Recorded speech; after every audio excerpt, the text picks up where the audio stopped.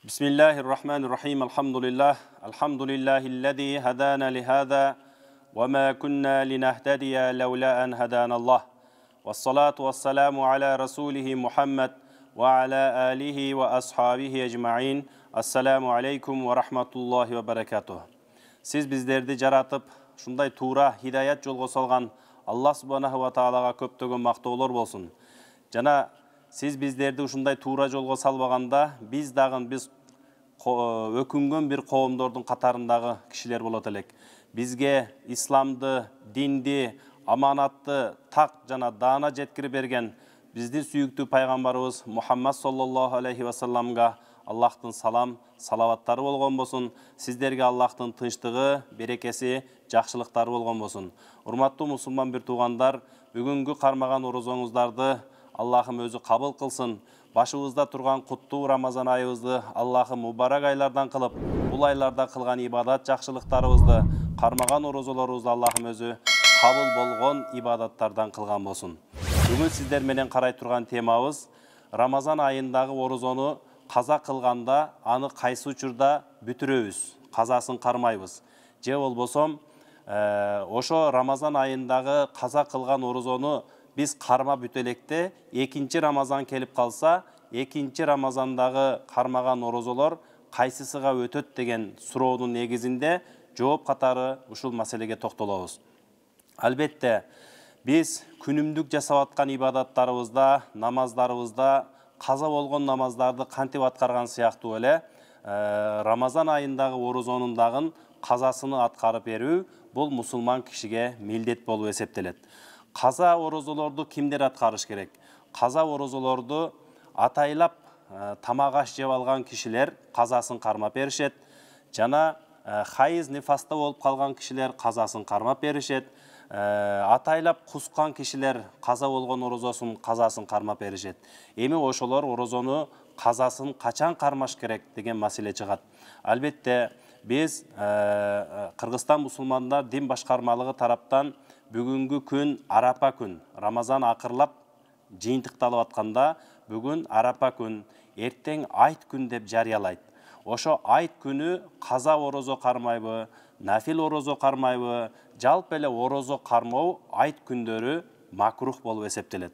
Ошондуктан урматтуу мусулман бир туугандар, Рамазан айы чыгып, айт күндөрү өтүп, айттан кийинки күндөрү жыл бою кайсы убакытта сиздин мүмкүнчүлүгүңүз көтөрсө, ошол күндөрдө орозолорду кармап берүү туура болуп эсептелет. Кээ бир учурларда Шаввал айынын дагы баштапкы 6 күнүдө орозо кармаса, бул толук 1 жыл орозо кармагандын сообу жазылат деген маселеге көпчүлүк мусулмандарыбыз этикат кылып, ошого ихлас кылып, ошону тутунган кишилерибиз дагы бар.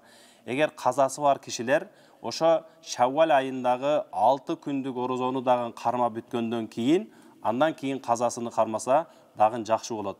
Себеби бу Шаввал айынын хадистеги айтылган, ошо Шаввал айынын баштапкы 6 күнүнү орозо кармаган киши күллү дахр 1 жыл бою орозо кармагандын сообу берилет деген. Ошондуктан кайсы бир кишилер Рамазан айындагы орозосун 1 күн каза кылып калабы, же сапарда болуп калып каза болуп калган учурлар болушу мүмкүн. Ар кандай учурларда каза кылган кишилер негизиден айттан эртеси күндөн баштап казасын кармаса боло берет.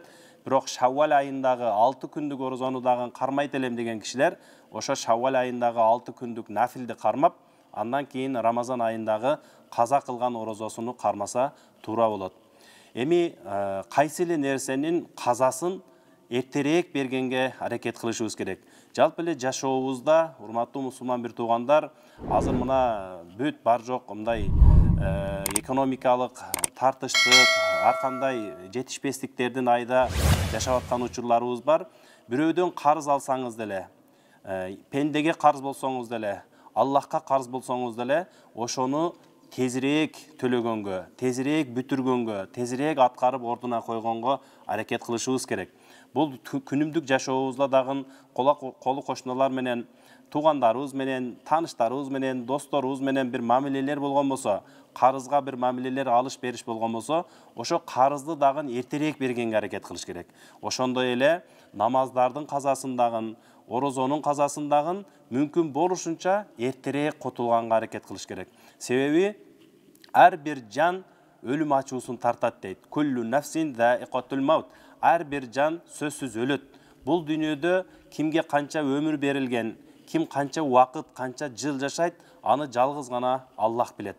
Ошондуктан ар бирибиз үчүн денебиздеги жаныбыз аманат нерсе. Ошол аманат биздин денебизде турган учурда Аллахтын астындагы казабыз болобу, пенденин астындагы карыздарыбыз болобу, башыбызда бир аманаттар болобу, ошону эртерээк төлөп, эртерээк бүтүрүп, эртерээк жеткирип койгон бул мусулмандын адебиден болуп эсептелет. Ошондуктан урматтуу мусулман бир туугандар, жокоруда айтылгандай казаларыбыз, ибадаттарда, намаздардагы казаларыбыз, орозодогу казаларыбыз болсо, мүмкүнчүлүк болушунча эртерээк ошолорду адай этип бүтүрүп койгонго аракет кылсак жакшы болот.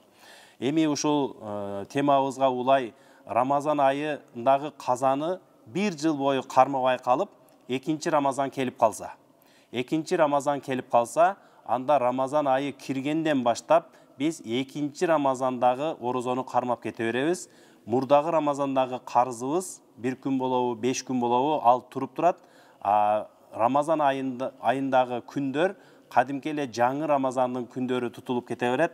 Ал Рамазан бүткөндөн кийин, анан кийин эртерээк биринчи өтүп кеткен Рамазандагы карыздарыбыздагы, казаларыбызды дагы толуктап бүтүрүп коебуз. Албетте Рамазан айы чыгып кеткенден кийин эрте мененки сухур менен кечки ифтар убактыны кантип билебиз деген суроо жаралбай койбойт. Албетте биз мына мечиттерде Кыргызстан мусулмандар дин башкармалыгы тараптан ар бир чөлкөмдүгүн өзүнүн климаттыгына, ар бир чөлкөмдүн убактысына жараша убакыттар коюлган намаз убакыттары деген китепчелер бар. Ошол намаз убакыттары деген китепчелерден пайдалансаңыздар эң туура болот. Андан сырткары мына Насаат медиа интернет булактарында дагы ошондон дагы пайдалансаңыздар эң туура убакытты тапкан болосуздар. Ошо Насаат медиада таңдын атышы деген саат бар. Же болбосо шам убакыты деген саат бар. Ошо экөөнү пайдаланып, таңдын атышы, мисал үчүн саат 5-тен 35 мүнөт өткөндө таң атат, намаз убакыты мынчадан башталат деп көрсөткөн болсо, ошо таң атканга чейин бир 10 мүнөт калтырып сиздер эрте мененки сухурду кылып, оозуңуздарды жапсаңыздар туура келе берет. Себеби бизде ушул адат болуп калган, Рамазан айынын календары чыгып, ошого карап ооз жап, ошого карап ооз ачканга эл көнүп калгандагы Рамазан чыккандан кийин кайсы убакытта оозду жаап, кайсы убакытта оозду ачышыбыз керек деген маселеге кичине ойлонуп калат. Ошо Насаат медианын интернет булагынан көчүрүп алып, ошодон пайдалансаңыздар болот. Жана атайын намаз убакыттары деген китепчелер бар. Ошолордон дагы пайдалансаңыздар эң туура болот. Аллах таалам ар бирибиздин бул ыйык айларда кылып аткан ибадаттарыбызды, кармап жаткан орозолорубузду, кылып жаткан хайр-ихсан жакшылыктарыбызды, сооптуу амалдарыбызды мана бул Рамазанда сиздер күбө болуп, көптөгөн мусулман бир туугандарыбыз жакырларга, жетим жесирлерге, мүмкүнчүлүгү чектелген инсандарга, муктаж болуп аткан үй бүлөлөргө өздөрүнүн колундан келишинче жардамдарын көрсөтүп аткан учур. Аллах таалам ошо жардам көрсөтүп аткандардын жардамдарын, соопторун эселеп көбөйтүп кабыл кылган болсун. Бул айларда зекетин берип аткан мусулман бир туугандарыбыздын зекеттерини, сообунун эселеп көбөйтүп кабыл кылган болсун.